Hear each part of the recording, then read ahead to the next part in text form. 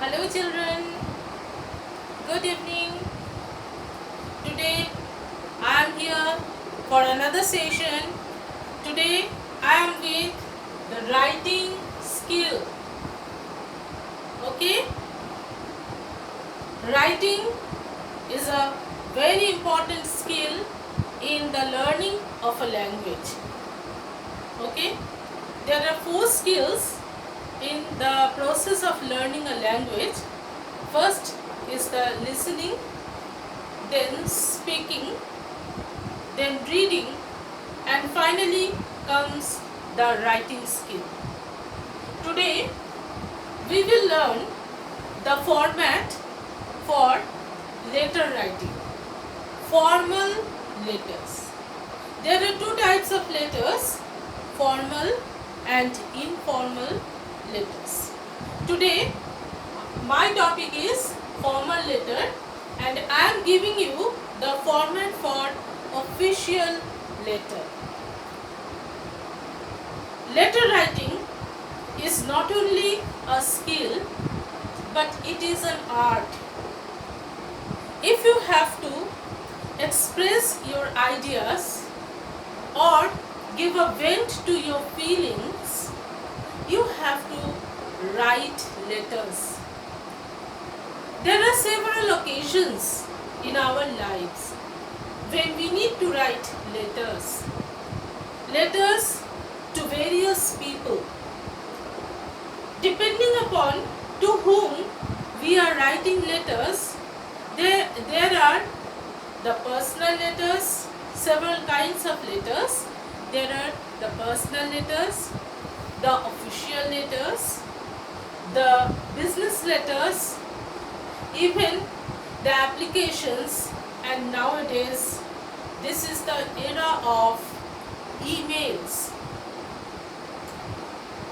Children, to whom do we write official letters?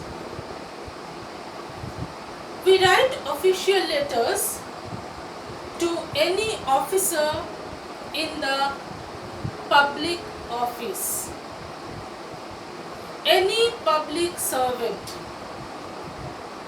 For example, we can write official letter to the chairman of the municipality or any post holder in the municipality. We can write official letter to the Director General of Police, the Inspector of Police, and so on. We can write official letters to the judges also and the public prosecutors. But children, we cannot write official letters to the bank officials or the private practitioners of law. Of course, we can write official letter to the doctors, government doctors who are posted at different hospitals.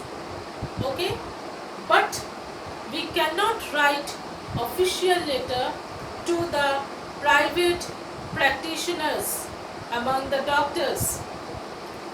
We can write official letters, therefore, only to the public servants.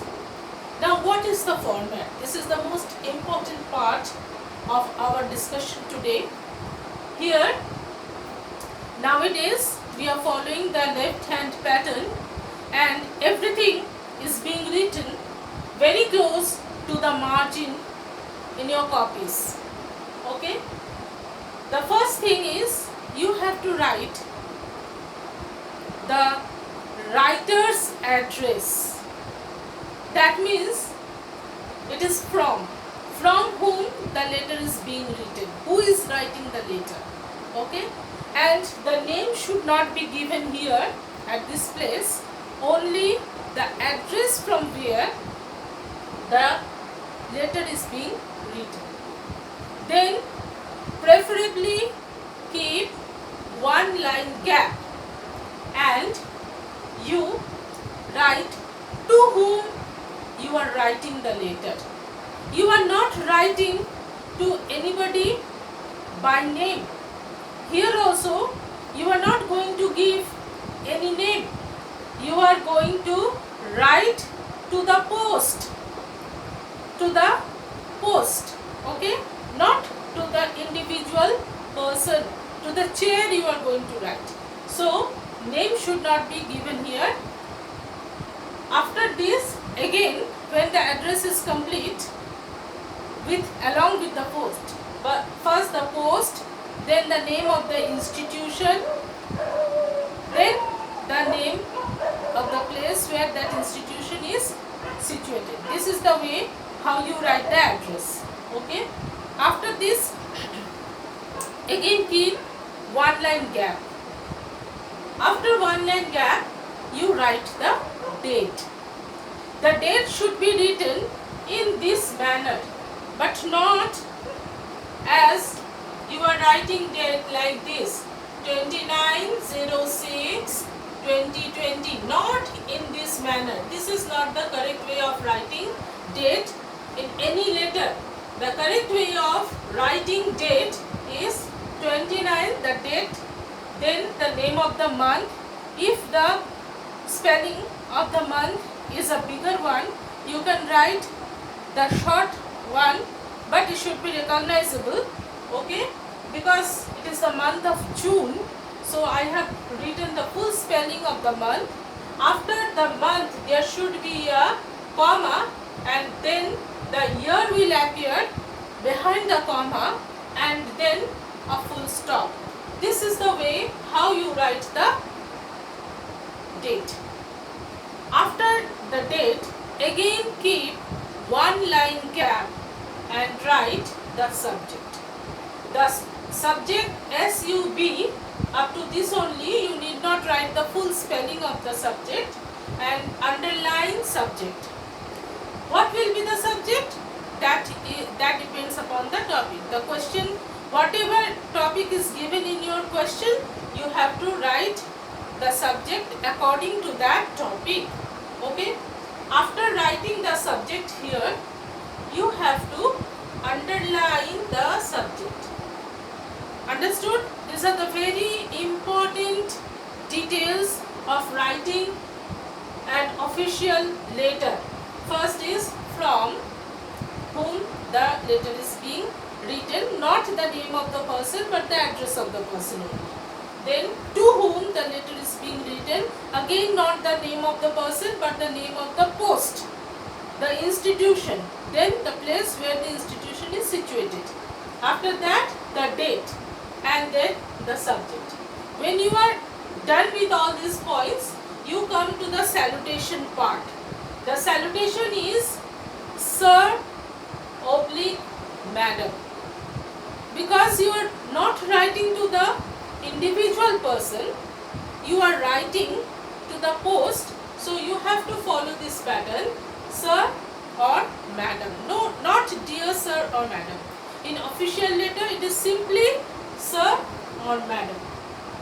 After this, there is no line gap. You start the letter body. Just from the next line where you have written the salutation, just the next line of that thing. The first paragraph of the letter body will contain 1 to 2 sentences. Then the second paragraph, in between each paragraph you will have to keep one line gap. You have to maintain the one line gap so that it looks neat, clean, and there is clarity. So in the second paragraph, this second paragraph deals with the main topic of the question. This is the main paragraph, and there you may use around 6 to 7 sentences depending upon the topic given. Okay, sometimes it may be 1 or 2 sentences more or less, that doesn't matter.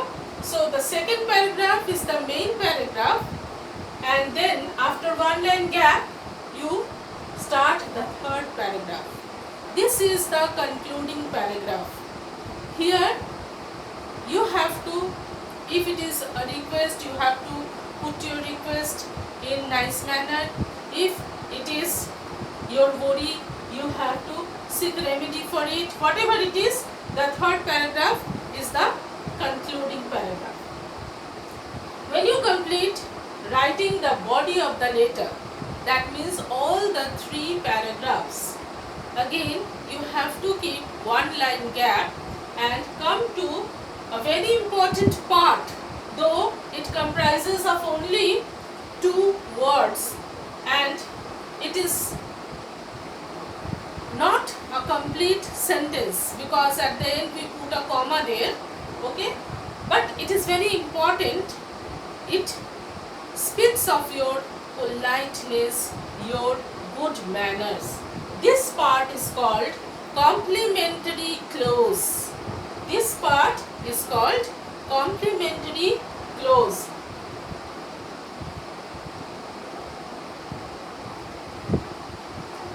Here in complimentary clause for official letter you can write thanking you, not thank you, not thanks, not thanku. Many of you are in the habit of writing THANKU. It's not like that. You have to write thanking you. Thanks is a slang language and is not used for formal writing purpose in English. So it is thanking you. After writing thanking you, you have to put a comma, okay, and then again you maintain one line gap. You maintain one line gap and come to the subscription portion of this letter. In the subscription portion, you write yours faithfully.